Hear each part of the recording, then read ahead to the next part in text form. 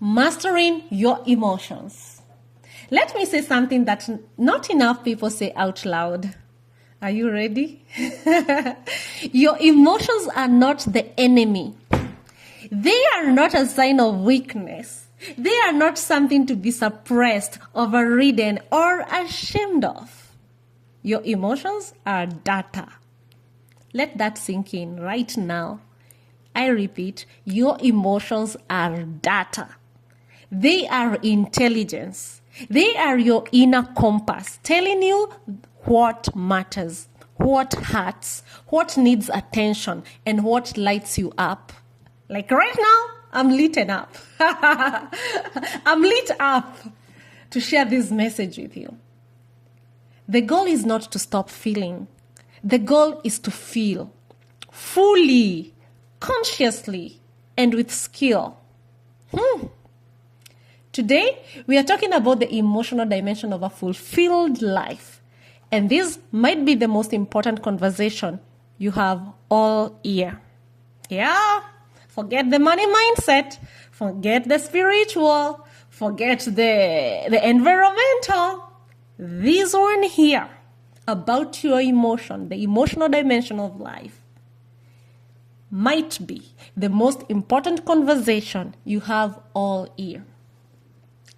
Hey, I'm so glad you're here. My name is Gladys and I am on a mission to leave a great smile on your face. Not just today, not just in this moment, but to give you the tools, the inspiration, and the roadmap to build a life that truly fulfills you in every single dimension of who you are. Because here's what I believe with everything in me. You are not created to just survive. You are not created to just get by, pay the bills, and make it through the week.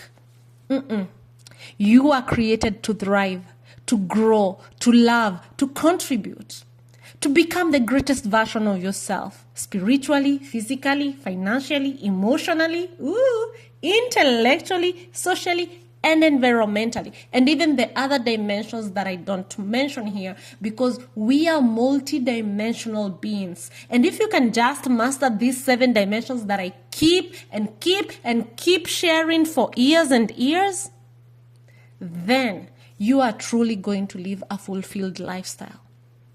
7 dimensions, one extraordinary life, yours. So whether you're just starting your journey, or you are already on the path and you need someone to walk beside you, you are in the right place. I am here for you. This is for you. Let's grow together. Here's a pattern I see everywhere. Someone feels a difficult emotion, fear, sadness, anger, loneliness, shame, and their first instinct is to escape it. So they scroll, they eat, they drink, they stay busy, they work more, they numb out in front of a screen. And I can resonate with this. And the emotion doesn't go away. It just goes underground. It builds pressure and eventually it comes out sideways as an overreaction to something small, as physical illness, as burnout, as depression, as a relationship that implodes. What we resist persists. I repeat, what we resist persists. And what we feel, we can heal. And what we can feel, we can heal. The emotional dimension of a fulfilled life is not about being happy all the time. It's about being emotionally intelligent, having the awareness, the vocabulary, and the skills to navigate the full range of human emotion without being destroyed by any of it. And it's possible not to be destroyed by any of it. Let me give you 4 skills that will transform your emotional life and become an emotionally intelligent being. Skill 1, name it to tame it. Name it to tame it. This is backed by neuroscience. When you can accurately name what you're feeling, not just I feel bad, but I feel afraid, or I feel rejected, or I feel overlooked, you activate the prefrontal cortex, the thinking part of your brain, and you calm the amygdala, the alarm system. Yes, you calm the amygdala, the alarm system. Simply naming your emotion with precision reduces its intensity. It gives you a moment of space between feeling and reacting, and in that space lives your power. So practice expanding your emotional vocabulary. Instead of just sad, it is grief, disappointment, loneliness, nostalgia. Each word points to something different, and naming it precisely helps you understand what you actually need. So name it to tame it. The second skill I'm going to share with you today is feel it without feeding it. Wow, a great skill, right? Feel it without feeding it. There is a difference between feeling an emotion and feeding it. Feeling it means allowing it to be present, breathing through it, deep breathing, and I mean deep breathing through it, acknowledging it with compassion, letting it move through you naturally. Emotions, when not resisted, typically peak and pass within 90 seconds. Just imagine that, 90 seconds. Yes, 90 seconds. The body's biochemical response to an emotion lasts 90 seconds. And we're going to repeat again, 90 seconds. Imagine the emotions that you've left in your life to go for weeks, months, years, decades, that you could only solve with only 90 seconds if you are conscious about this skill of feel it without feeding it. Let that land.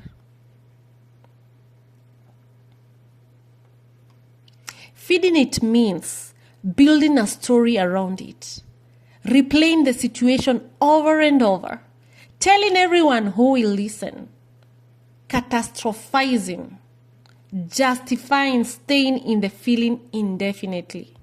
And this one I can resonate with it so badly. Or even so goodly, because it helped me grow. I outgrew feeding my emotions. Now I feel them. And I let them go through, flow through me. And in 90 seconds. And I can remember when I used to feed my emotions, and it could go for hours and weeks and days and months. And even some years. Luckily, I didn't feed something for decades. Unless it's still unknown to me right now, but I'm understanding the difference between feeling it and feeding it. Has that landed in you? Are you feeling your emotions or are you feeding them? Learn to feel without feeding, to be with the emotion without becoming it. And we are going to see the third skill, which is to respond, don't react. And most people react. And I used to react until I learned about this skill. And I practiced it. And then I started responding instead of reacting. And this is powerful. Reaction is automatic. It's the snap, the explosion, the thing you say in anger that you later regret, the withdrawal, the defensive wall.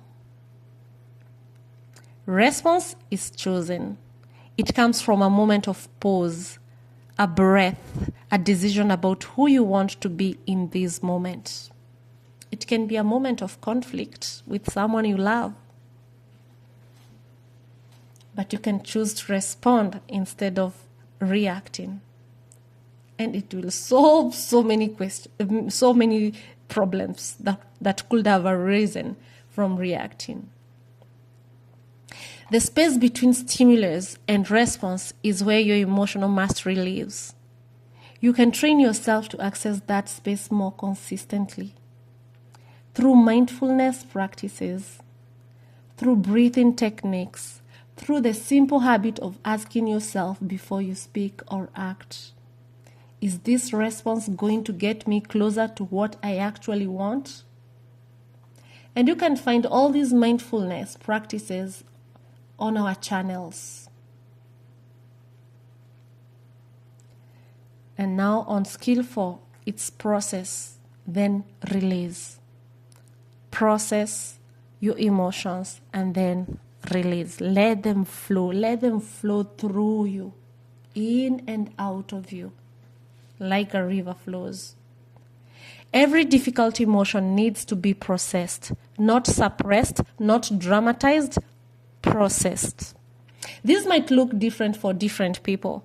For some, it's journaling. I love journaling, and that's why on the Smart Investor Leader platform, we have journaling, because that helps us process good emotions and even bad emotions. For others, it's talking to a trusted friend or therapist. For others, it's exercise or movement. I also love the part of exercises and movement. And for others, it's prayer and meditation. It's my biggest one. And what is it about you? How do you process your emotions and how do you release them? Find your processing method and use it regularly. If you have one, which one do you use regularly? Because unprocessed emotions don't disappear. They accumulate. They become the weight you carry. They become the reason you snap at your kids over nothing. And that one, snapping on my kids over nothing, I can resonate with you. With it. I'm a mother. And sometimes when I'm faced with some challenges, sometimes I catch myself snapping on my kids for nothing they didn't do. Yeah. But then I'm compassionate about myself. I forgive myself. And whenever possible, I ask sorry. But yeah, it's all a game. And you have to become conscious about this game, because you can end up hurting yourself and also hurting those around you. They become the anxiety that wakes you up at 3 a.m. They become the walls you build around your heart. Process and release. It is one of the most important things you can do for your long-term well-being. Now let's talk about joy.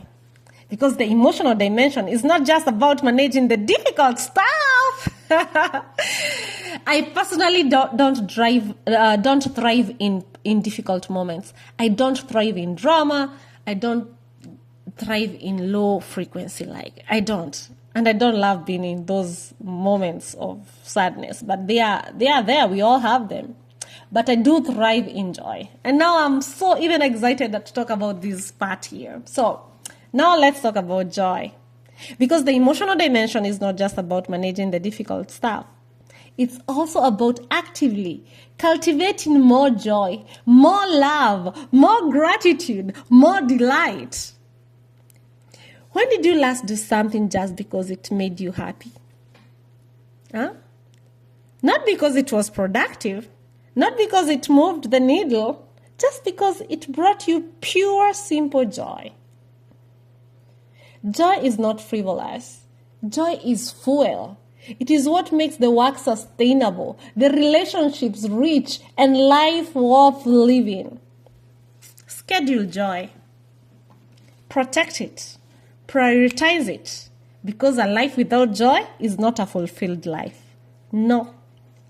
No matter how many boxes you check, you gotta have joy. Scheduled. You're an emotional being living in a human experience that is sometimes breathtakingly beautiful and sometimes heartbreakingly hard. Both are real. Both are valid. Both are part of the journey. You don't have to be perfect. You don't have to be positive all the time. You just have to be willing to feel honestly, courageously, and with compassion for yourself. You are worthy of emotional freedom, and you are capable of it. I repeat, you are worthy of emotional freedom, and you are capable of it. Your challenge for today, Check in with yourself right now. How are you actually feeling? Not fine? Go deeper. Put a name to it and then ask yourself, what does this emotion need from me right now? Maybe it needs to be expressed. Maybe it needs to be released through movement. Maybe it needs a conversation. Maybe it just needs to be acknowledged and held with kindness. Give your emotions what they need today. You deserve that level of self-awareness. Before I let you go, I want to remind you of something. Something that I always remind you of. You matter. Your growth matters. Your healing matters. Your dreams matters. The life you're building in all 7 dimensions, it matters. And I want you to carry this with you wherever you go. A fulfilled life is not a destination. It is a daily decision. A decision to grow even when it's hard. To love even when it's costly. To show up even when you don't feel ready. That is the 7D life. And you are capable of living it. 10 out of 10. And my mission every single day is to leave a great smile on your face. To make sure that when you walk away from this conversation, you feel a little more inspired, a little more clear, a little more certain that the life you are created for is within your reach. Because it is. I promise you, it is. So take what you had today, apply it, share it with someone who needs it, and come back because we are just getting started here. Until next time, grow in all 7 dimensions and never stop becoming your greatest self. Remember to schedule that joy. Remember to protect that joy. Remember to process and release. I love you for being here. I'll see you soon. Take care of yourself. All 7 dimensions of your life.